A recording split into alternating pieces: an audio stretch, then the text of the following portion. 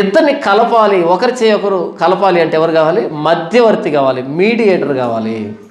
యేసు ప్రభు ఎందుకు ఈ లోకానికి వచ్చాడు అంటే 2000 సంవత్సరాల క్రితం దేవుడు ఒక్కడే, దేవునికిని నరులకును మధ్యవర్తి ఒక్కడే, ఆయనే క్రీస్తు యేసును నరుడు. నరావతారిగా యేసు ప్రభు ఎందుకు వచ్చాడు అంటే అటు దేవుణ్ణి ఇటు మానవుణ్ణి ఇద్దరి చేతిని ఇలా కలపడానికి, మధ్యవర్తిత్వం చేయడానికి వచ్చాడు.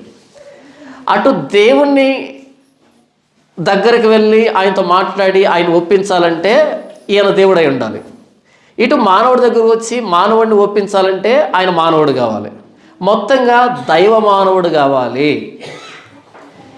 మనిషికి మధ్యవర్తిత్వం చేయాలనుకో ఎవరు సరిపోతారు?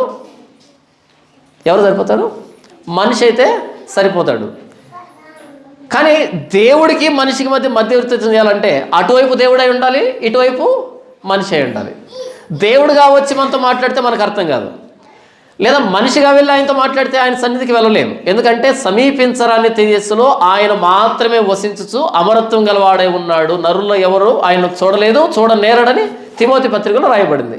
మానవుడు చూడలేడు, దేవుడిని నేరుగా చూడలేడు, దేవుని దగ్గరికి వెళ్ళలేడు.